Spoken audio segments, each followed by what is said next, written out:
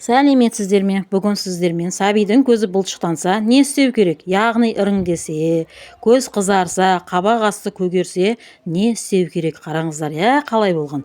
Бұл көбінесе бала шаңға шыққанда, кейін көбінесе мұздай суға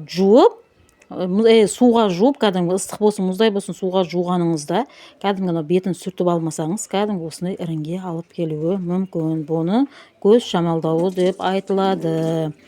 Бұны қараңыздар, бұған арнайы біз фурацилин таблеткасынан бір таблеткасын аламыз да жақсылап езіп аламыз. Бұл фурацилиннің орнына егер ромашка қылсаңыздар, одан да жақсы болады. Менде ромашка жоқ, үйде бар фурацилин болғаннан кейін сіздерге көрсету үшін істеп жатырмын. Кейін бұны сразу неғып болғаннан кейін үстіне бір 3 қасық, үлкен 3 қасықтай су құямыз. Қайнаған су болу керек. Обязательно қайнаған суды құйып, жылы-мылы болған кезде баланың көзіні тазалап алу керек. Ромашка істесеңіздер, одан да жақсы.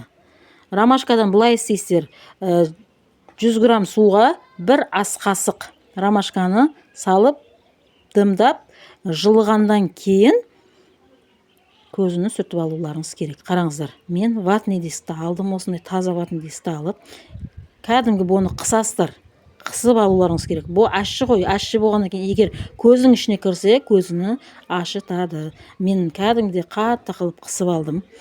Қысып алғаннан кейін үстіп дәл осылай қылып сүртесіздер.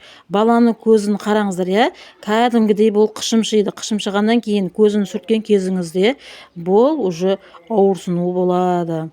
Одан бетер оны қасығысы келеді, бала көзіне тигісі келеді. Қараңыздар, менде баламның көзі осылай іріңдегеннен кейін кәдімгі ыстығында шығарды. Ыстығын шыққаннан кейін мен нурофен беріп алдым. Сосын басқа ватный диск алып, мұрынның ішіне дейін тазаласаңыздар, өте жақсы болады. Енді қараңыздар, бұны істеп болғанымыздан кейін обязательно, жаным жылап кетті, обязательно таза ватный дискпен сүртіп аласыздар. Оның артынша кейін ұқтатып, аяқпен, мен жаздың кезі болғаннан кейін аяқпен тербетіп, тетрациклин, көзге арналған тетрациклиновая мазды жағамын. Бұл кезде баланы обязательно ұйықтатып алу керек. Нәресте көзінің бұлшықтануы немесе іріңдеуі медицинада дакриоцистит деп аталады.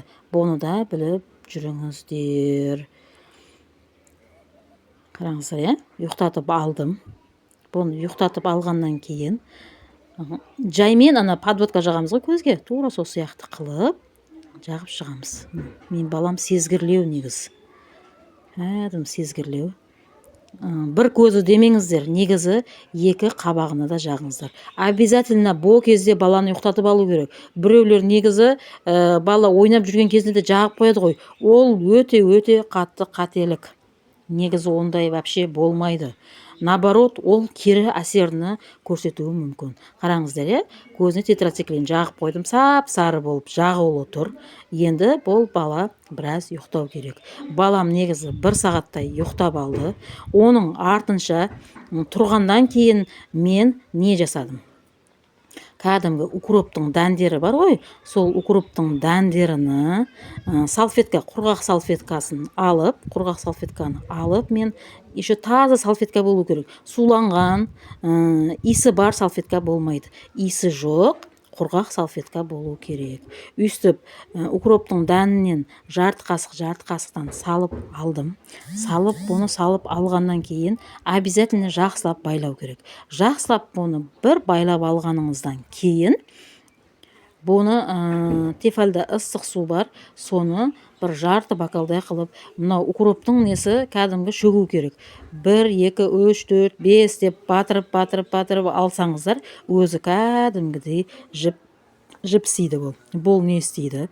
Егер баланың көзі қызарған болса, баланың көзі жастанса, соған өте пайдалы, керемет бір кеңес болды. Мына қараңыздар, сіздерге осы пайдалы кеңесімізді беріп отырмыз. Ал балапаныма қойдым. Ем болсын, тура осылай қоясыздар жылыған соң. Жаным, осыдан кейін